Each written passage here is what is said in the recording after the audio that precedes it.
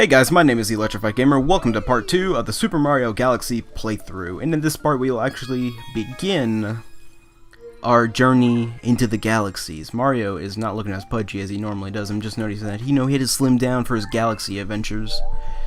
But pretty much, this is our kind of like... So domes are pretty much like your paintings in Mario 64. I had to think of the name. I was going to call it Mario Galaxy 64. That didn't want to make any sense. But pretty much you're going to head into the domes and you will enter each different worlds. Each world has their own, I would say, their own, like, whatever you call it, like their own, whoa, what is the word I'm looking for? Has their own kind of like gameplay style or like kind of personality, but each world should be different from the others. I'd say should be different from the others, but there are some clone galaxies. We'll get into that later. But here we go, our first galaxy, Gday Galaxy. And our first mission, Dino Piranha. Good old Dino Piranha. Piranha. Such a weird word. It's like Volga. God, I'm mentioning it again. I should not mention Volga as a word. It's very Volga. But here we go, Gday Galaxy. Like I will say, and I probably will repeat myself because that's just my scatterbrain commentary, but it's a very good intro galaxy. The first one is just pretty much to get you ready for Mario Galaxy, but this is to like, are you ready? Here you go, buddy. It's your first galaxy. But yeah, that's pretty much it. Good egg. So our first mission to talk about is to get to the giant egg that was seen at the beginning of the cutscene. So each in Mario Galaxy, actually, I first have to explain this. I actually die here. I didn't edit it out only because I just wanted to show you how much of an idiot I am. So what I'm trying to do here is I'm trying to break these rocks. You can actually break these rocks only because they have a jelly-filled center. All you have to do is spin into the middle of them and it will break them. But like a dummy, I accidentally run into this rock. I was kind of getting used to the controls because I hadn't played Mario Galaxy in a very long time, but that is what a too bad screen looks like. But now we gotta play it serious. So now to explain the rocks, we can explain what we're trying to do in this mission. So in this mission, we're trying to get to the egg, the giant egg we saw at the beginning of the cutscene. Unlike in Mario 64, but like in Mario Sunshine, the game will tell you the direction of where your star or your objective is. Very helpful, but unlike in Mario 64 or Mario Sunshine, Mario Galaxy's layout isn't as open or expansive. It's very linear, but it's okay, you know? It's still a good game. You know, some people like it and some people don't like it. You know, I like a little bit of both. Both, just the way I say it. So we're pretty much heading to the egg so we can hatch it and get our star. Also, we'll be finding a boss in this. I say this game's non-linear, but there are some pathways you can take sometimes. I did not notice that when I was watching it last time, but that little squirt just got run over by a rock, poor thing.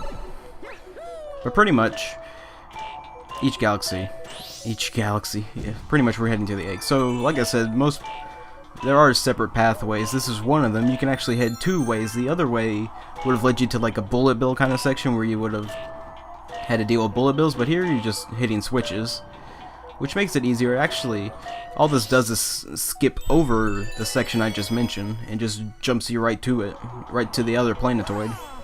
No problem. No problem. See, pretty much just right over there. And there's this little invisible guy. You're probably wondering who is he, but I try to hit him just for the sake of the playthrough. He pretty much, if you hit him once, he reveals himself as a giant satchel full of star bits. I will explain more about the star bits when we get to the Hungry Luma, which will be in the next mission, not the next episode, because I'm gonna try and make sure that one galaxy is contained into one part. Only for the sake of my sanity. I'm just kidding. Only for the sake that I don't have to edit as much. And with that, we hatch our egg, and there's not a Yoshi inside, but a Piccolo tail with a giant boulder on the top. So what do you have to do for this? Well, you pretty much spin into it. That's pretty much I think that's a decent gameplay idea, you know, spin into the thing. You know, it's just like, what do I do with this little ball here? Maybe if I do the spin attack. But pretty much what you do for this boss fight is spin into his tail and hit him 3 times. Like most Mario bosses, each like most Mario or Nintendo bosses in general, it takes 3 hits. After the first hit, he will get angry, but after the second hit, he will be still angry. But he's not a very hard boss. The only version of this boss you have to worry about is the one that's on fire. Yes, a plant on fire sounds as fun as playing hockey in water, but that is beside the point. That is beside the point. We got our first star by killing a baby. Great.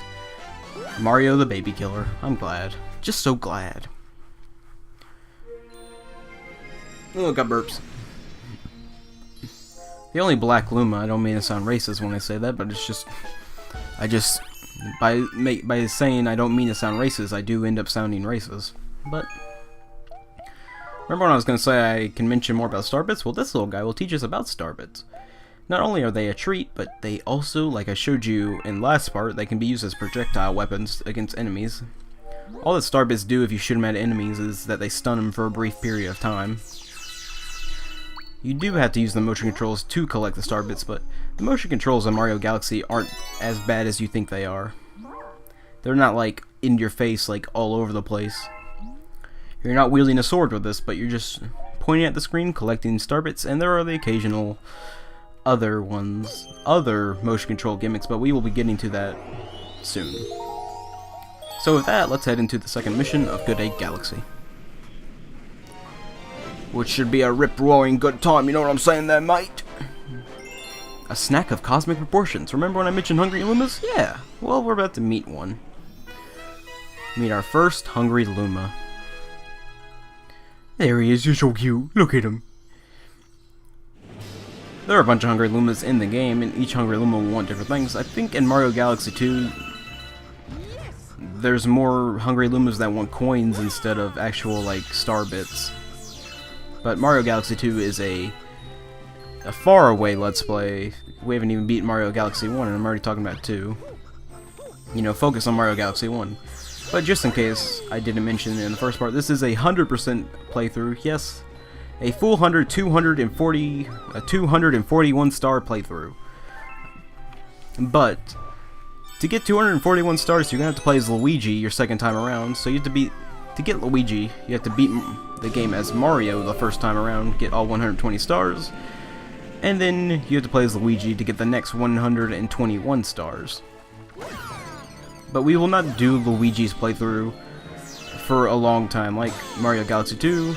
We're just gonna not jump right into Luigi Galaxy. I'll have to talk more about that later when we get to it, but right now, for this mission, we're gonna be collecting a lot of star bits. And I accidentally messed up here because I thought I wasn't paying attention at first, but this mission does require you to talk to the hungry Luma, just to get you like the general gist of what a hungry Luma is and what they do. So later on in the game, hungry Lumas will be like a separate mission. There will be some stars that you can get from a hungry Luma, planetoid, because they will change into things that help you in the game, but for a later topic. Even though we're at the hungry Luma mission right now. So yeah, he'll transform. So this one will transform into a launch star, which will launch us to our objective. I accidentally forgot that this was the mission that taught you about it, but that is just my stupidity. That is just me being dumb. I'm sorry. He wants 100 though, because he's a greedy little Luma. He's a greedy little Luma, that greedy little son of a gun. So yeah, we need the Luma in order to get to the main objective. So I do waste a lot of time here because I forgot what I was doing. I would have edited it out, but it is a part of the mission and it's easier to explain. Also, another thing I need to explain is the Goombas. Earlier you saw that... oh, there's a Goomba right there, but if you saw earlier, there are two methods of killing a Goomba. If you jump on a Goomba, you'll get a coin. If you spin into a Goomba, it will temporarily stun them, but if you run into them again and kick them, it will get you star bits. So coins are completely pointless unless you're trying to regain health. Yes, Mario still regains health by collecting coins. I don't know how that works out, but okay. But collecting coins regains your health, but star bits will be the main focus of the game because you'll need a bunch of them in order to win. in order to unlock everything.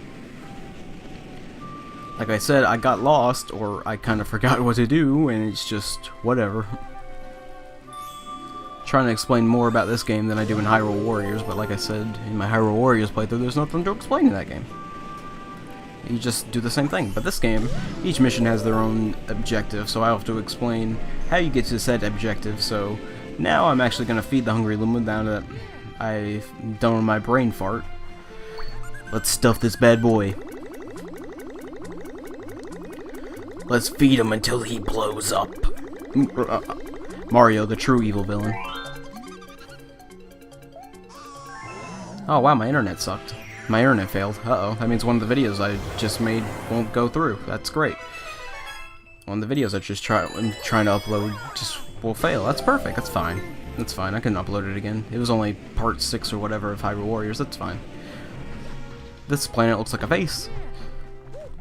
And since I wasted your time, I'm trying some speedrunning tricks, which speedrunning, I mean jump up this platform much safer. This platform's actually in Mario Galaxy 2 as well, but that is what the hungry Luma does. He transforms into different planetoids, and he will send you... It's easier to explain once you get to certain other Lumas, but this one is a part of a main mission. Most of the other ones are part of like little side missions later on, so hungry Lumas. Those crazy guys, then. We'll explain more about hungry Lumas later. So try not to waste time here. Try not to waste time, but trying to make up for my mistake of taking too much time getting lost, but trying to do everything faster. And these little Octorok so I actually like that effect. Like, you can't shoot star bits inside of here due to the fact that there's a glass ceiling around it, glass barricade, and Mario breaks his head over the glass. And Mario now has serious brain damage as if he didn't have it before. And screw getting the little star bits, I'm just gonna long jump and spin and get the star. That is the speedrunning method of doing it. If you want to do it the other way, you collect the little blue star bits, and it will create little pool stars, the little blue one, like the one inside the dome here. And pretty much with that, you can pull yourself into the star, but I just did it a faster way. I know I'm kind of like tripping over my words, but you try doing like 5 hours of commentaries in one day.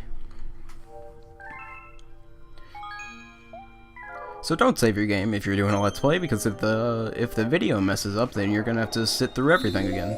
So let's head on to the final mission in Gday Galaxy. Well, until the comets start coming, but we'll get into those later. It's King Caliente's battle fleet. King Caliente. Arriba. Arriba! King Caliente. This mission, again, like most Mario Galaxy missions, are pretty easy. Another boss fight in Gday Galaxy. Pretty much 2 bosses and just a simple platforming mission.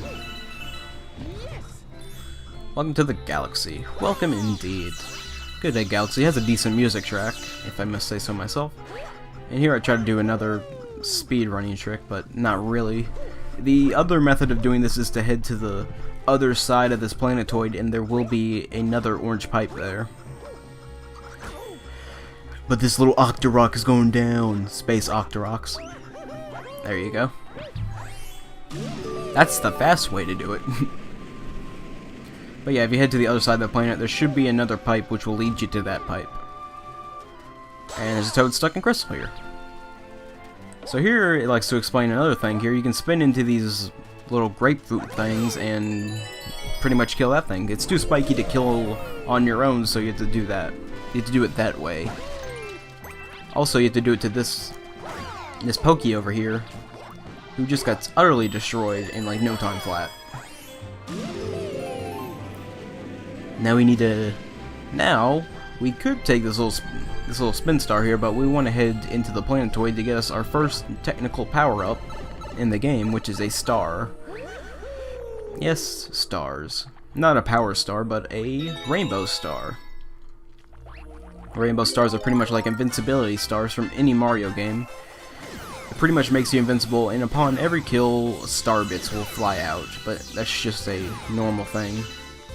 If you're looking for ways to get star bits easy, then There's a bunch of ways to do it, but we will get into those ways later on because there are some missions that give you a bunch of star bits really easily.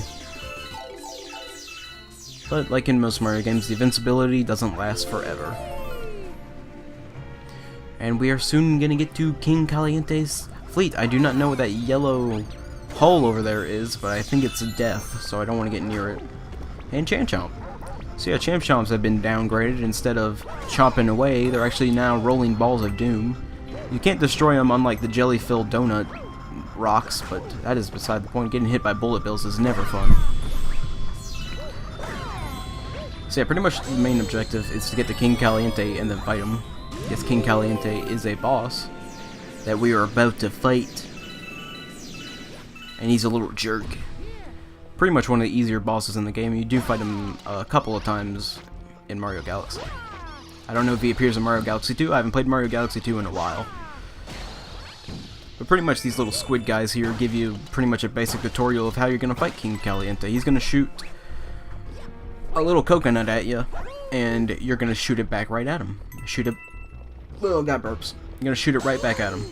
Right back at you. Kirby! Nightmare and Dreamland. Anyway. We're not even at Kirby. So I almost killed myself over here. But that's not how I roll. King Caliente is going to be an easy boss fight. You don't have to worry too much about him. And this here is a extra life mushroom, which gives you 6 hats. It gives you 6 hats instead of 4 hats, instead of 3 hats. Pretty much just boost your life temporarily. You can't keep it beyond this point, but that's all it does. It boosts your health. It's mostly for boss battles, but boss fights are really easy, so you don't have to worry about dying. Don't worry about dying. You won't die that much in Mario Galaxy. Until later on. But here we go, King Caliente. Lava squid. Like I mentioned before, all you have to do is wait for him to shoot the coconut, and then shoot it right back at him. You're pretty much playing a game of tennis. His first time he'll always get hit, his second time he'll reflect it back once, and his third time I think he'll reflect it back twice. But the coconut won't always head towards you, so make sure you're paying attention to where the coconut is, so you can hit it back. Now he's angry. And now we're heading towards the end of the part. So once we get the star, we'll pretty much be done. So guys, with the final hits to King Caliente, I can say I will see you guys next time in part 3 of Super Mario Galaxy. I will see you guys next time. Mario, go claim your spoils of war, will ya? Wahoo!